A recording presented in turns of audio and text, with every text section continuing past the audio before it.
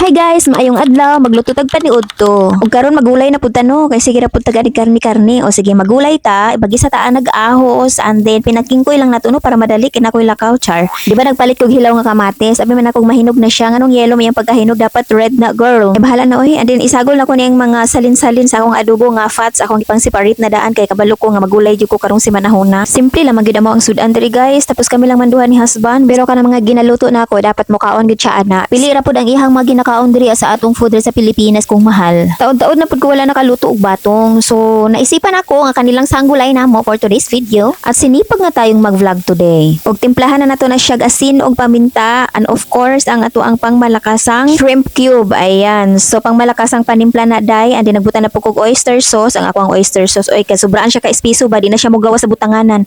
And gisunod na ko ang toyo and then okay na day nato. Takloban aron maluto og ato na dayong ukban para i-check nato og naluto na ba. Agoy, kalami na ba nag-itsura? Ayan, natatakam na ako. Ay, mo na siya itsura, guys. Oh, ay, di ba? Pwede na tamangaon, pero dili pa tamangaon ka mag-shake pa ko. Fruit shake ni siya. So, kani, ang akong panimplaan ni kay saging. Katong Cardava nga saging, hinog ako siyang gipang slice, gibutang na ko sa ref, tanan, o sa freezer di ay.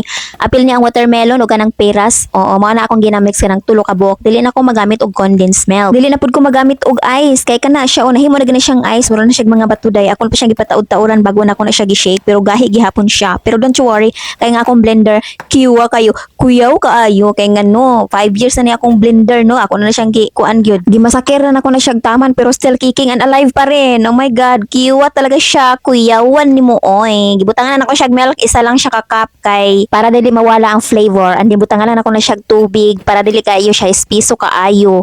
Mura siya, mura siya, pero cold water ta akong gibutanghan, nag-aso-aso lang gyud siya, kay nag-ice-ice nga siya, diba? Nagleso jud in taon og ginhawa akong blender, kay grabe man dito ka espiso ang katong saging nga kuan Cardava. Pwede ra gud katong lakatan pero wala ko'y lakatan. Gusto lang nako na i-try ning Cardava na ni pero mas tamis siya di ay. O di ba? Very lapot. O nagbuwa-buwa siya o kay katong piras mubuwa magbuto siya basta i-shake na. Hilig man jud ko magpalit og mga prutas zay. Unya ko di naman ako kaya makaon zay. Ako na siyang panghiwaon ibutang nako sa freezer para mauna pud to akong i-shake pagkaugma. Tilawi ang pinakalami. Charis. Bitaw ato na siyang gibutangan og kuan kanang cinnamon, gamay-gamay lang sprinkle lang no. And then one last time gibutangan nagdagdagan akong tubig para dili kay siya as in very lapot no. And then human na ato na siyang ibalhin sa ato ang mga butangan na. Daghan kayo siya guys no. So kami lang manihabi ana mainom in taon oy pero ang isa sa recess na ko nang isa sa recess. Kaya nga akong panood to magkapiman ko so dili ko mag-shake sa so panghapon na ko nang kuan akong bahin. Kay kung moinom na ko ana daan guys na dili na jud ko man makapanood to kay oh my god bugat pud kay na siya sa tiyan. Og syempre dili ta mabuhi og kana atong kaon no mangitan jud ta og rice you know. Napa siya sobra gamay di ay ako na siyang tilawan, ako na siyang tilukon, gamay lang man na siya no. Andin ang lasa pala ana diya kay kuan kanang nangingibabaw yun ang saging. As in saging jud, wala nang lasa sa watermelon sa peras. Ug manghipos na tano, daghan kay hugason sa kapoy kani mag-vlog ba, daghan kay mga hugason. Ug diri na punta sa kamote. Mo na akong giluto gabi nga kamote, unya ang gusto ni Habi, gusto niya kanang lata-lata o ayan ako na pud siyang gilutog ikaduha, wa man gid siya malata. Oy, tama-tama dili siya pareha atong kamote nga orange nga. Kung madugayan nimo og luto, daghanon nimo sabaw kanang kuha na kay siya kaning mashi na siya. So kaning yellow lahi gahi kay nigutok ning yellow. Hala, karon lang nako na notice nga yellow man akong short, yellow ang trapo, yellow ang kamote. Unsa man na oy nganong naman ni bugtok. Aw sige ra kay gamay ra man kaunon ana ni Habi. Isago lang man ako na sa iyang kuan kaning gulay niya. Oo, para na lang siya murag carbs konti. Alternate ra na ko na iyang pagkaon guys. Kay kuan kun dili kamuti, saging, patatas, pan, mo na iyang mga food. I mean, mauna ihang mga murag kanon. So, ayan, muna na, maigo na sa iya ha. O butangan dahil na to aning garlic mayo para napula sa lasa ng kamote. Kaya kung ako mukha og kamote, butangan magina ko na siya sugar o kanang kuan butter para maglasa-lasa. So, kalahi ni iya ha. O bisbisa na to na siya chia seeds para naman presentable. O diba, gwapa na kayo, pero ang akong batong sa dyan, hiyos na gid siya.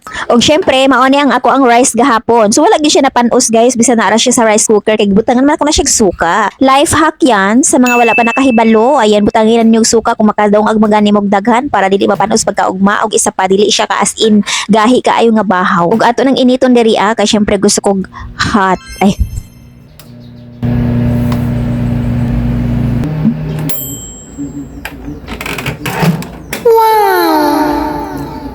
Mga 1 minute ra na ko na siya gi-oven guys para dili kay siya as in init kaayo gyud. Ayan na, perfect combo sa ating mainit-init na kanin at saka mahiyos-hiyos na bato. What? Ug magtimpla na tag kape kay gigutom na ang person. So ako naman siguro no, kanang magkape isabay sa kanang pamahaw o panood to. Oo. Murag ako na siguro. Murag maghilak magud siguro ang adlaw gud kung di ko kakape ko. This time, gusto na ko sagulan siya og milk. Oo, kay gusto na ko kanang murag kuan lati-lati ang peg ganan. Opposite kay Emi ni Habi Day kay nga no ako nagakape permente tapos siya wag gyud siya katilaw unsila sa kape. Naabit to kay isa nga gitimplahan ko niya og kape. Kape ra gid pud tanan isa pa jud ka kutsara. Grabe lagi ito malagi hasta pag yung paita giingnan ako siya nga gibutangan ni mo nig sugar babe. No siya nga butangan pa nag sugar. O di ba? Mga una siguro ta, taas-taas naman kahit akong chikas. Murag makadugang jud ko ani kanon ba kay lami kayo akong sudan. Napay nag-iisang bulad, mga salin-salin na no. Oo, salin na siya katong niaging pang panahon. Dali day, mga unta day. Ug diri na ko taman sa atong vlog guys. Please follow me, like, comment, share, and subscribe. Maraming salamat. See you. Bye.